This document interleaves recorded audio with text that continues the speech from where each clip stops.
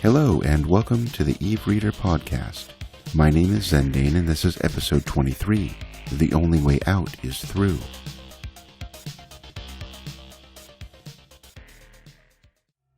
We are moving too fast. I've told everyone as much, but they ignore me. The project has to get done, they say. We're competing with the others, they say. You think too much, they say. Maybe we should just leave you for the Blood Raiders to find, or Nation. You'd stop thinking then. I'm sitting stock still. It's cold here, and even though my clothing retains a semblance of warmth, it's not enough to keep the tremor from my hands. This entire isolated section of the colony, I'd call it a room, but it's so cavernous I can barely see the walls in the distance, is made almost completely of metal, and I keep thinking that if I lay my hands too long on the same surface, they'll stick to it, pinning me on the spot. I cannot think of anything worse.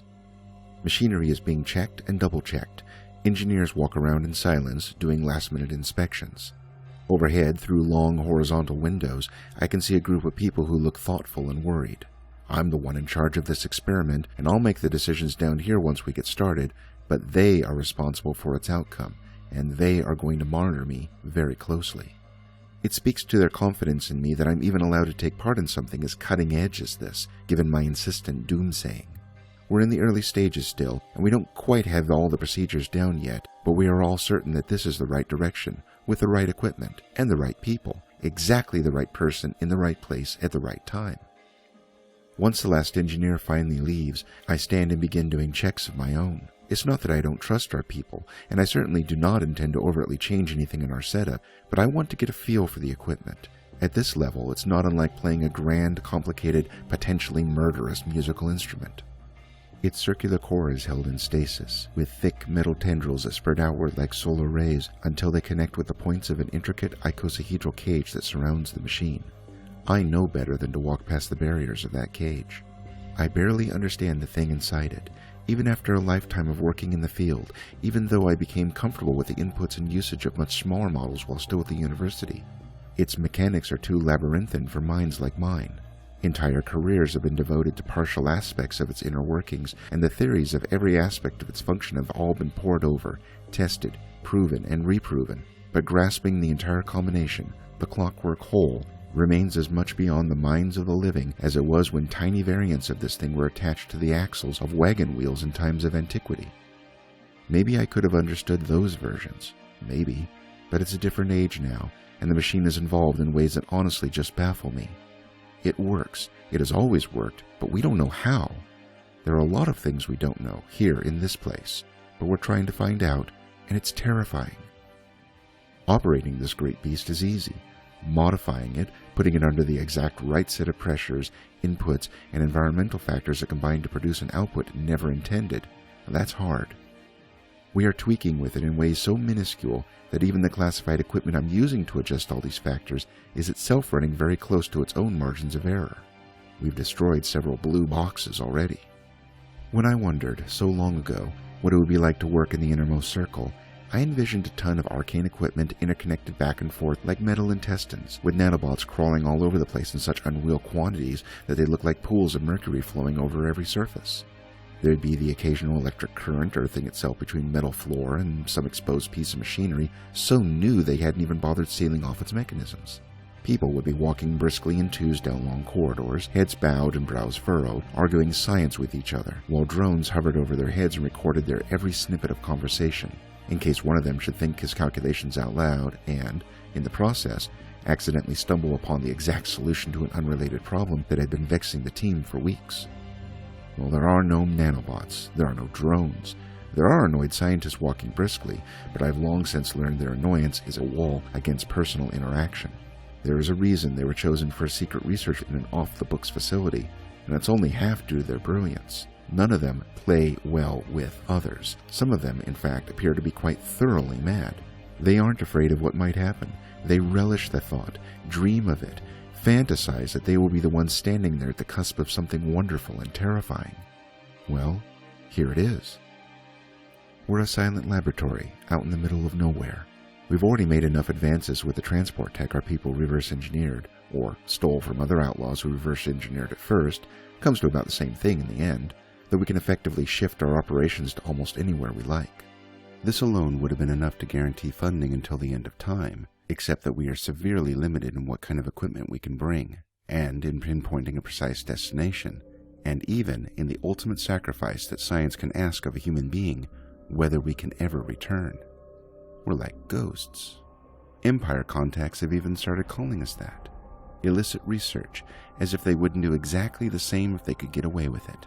As if we, who they call pirates, are any different from them, with any less feelings, love for our family, or hope for our future.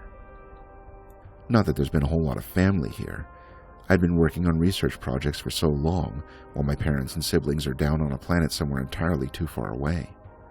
And while it's certainly possible to have some kind of a stable love life when you're a workaholic scientist operating in the spacefaring part of the outlaw factions, that kind of lifestyle has certainly brought with it a whole new cluster of complications.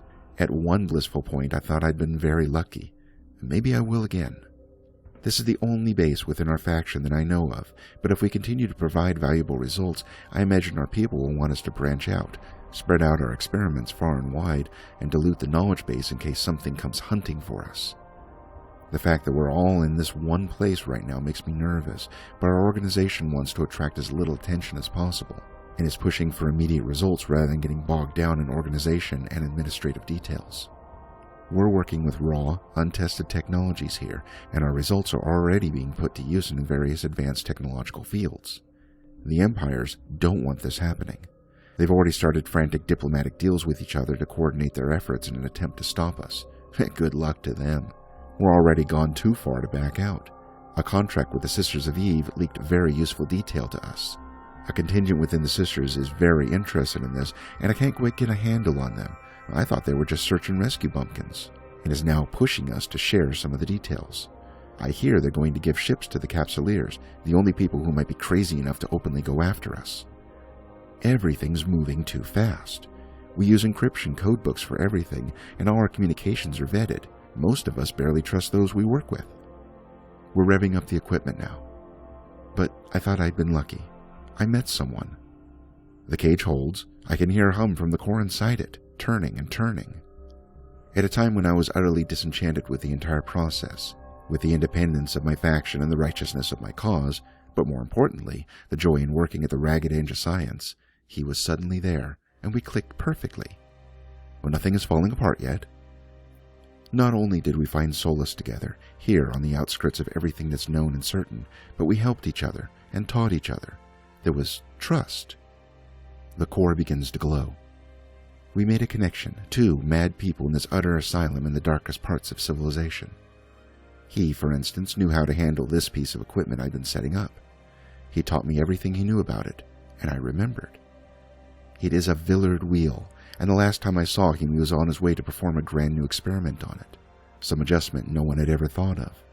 He even sent me the numbers, not to brag, and not only because he knew I was the one of the few people capable of understanding his pure excitement, shorn of any politics or daily drudgery or anything except pure science, but because it was the most valuable thing he felt he could give me. "This is what I created," he said. "Now it is yours," and after writing it, he'd rushed to the experiment. Shortly thereafter, I'd heard the tremors throughout the facility. After I'd run to the point of tasting blood in my throat, after I'd fought my way through people demanding that I step back, that I didn't have the proper access levels, it wasn't my experiment, they couldn't guarantee my safety, I gnarled and screeched my way through, half mad, and found the wreckage. A shattered Villard Wheel. The indestructible machinery impossibly wrecked, smoke still trailing, quite serenely, from the multitude of its ruined parts. And, amid the crumbled wreckage of everything else that had been around it, there were hunks of metal, there were clusters of wiring, and darkened, solidified obsidian masses that might have been any number of things. But no him, no parts of him, no flesh, no hair, no sinew or bone, not even, no matter how many nights I scoured the room, a single trace of DNA beyond what he'd left in its normal operation of the machinery. He was gone, utterly gone. I'm in a similar room now. I can hear the powering up of the great and terrible machinery. The Villard Wheel, in its safety chassis, is glowing brightly. I'm all right with this. I volunteered. They are very selective for these kinds of experiments, but I know the theory and, just as important, I've become renowned for a sense of safety that borders on utter pessimism. They think I'm the last person to take unnecessary chances. And they're right. This chance, horrifying as it is necessary. I know the right numbers and have already entered them without anyone noticing. They think I'm afraid of going too fast. I am, but I have no alternative. And if he is on the other side, I am going to find him, and I am going to damn well bring him back. The core is glowing brightly now. Villard wheels are indestructible. Everybody knows this. Maybe it'll be painless. The wheel is turning red. I look up at the long windows and see that nobody on the other side is trying to shut anything down. They seem more interested in the fact that I'm so perfectly calm. Or maybe something's happening outside the colony that's providing a blessed distraction. I hope I see him again. I hope I'll see him again. I hope... This concludes today's reading of The Only Way Out is Through. Thank you for listening. If you are interested in learning more about the rich history of the EVE universe, please visit the EVE Chronicles site at community.eveonline.com/background/POTW. Copyright information regarding the Chronicles in this podcast may be found at evereader.org/copyright.html. No interceptors were harmed during the making of this show.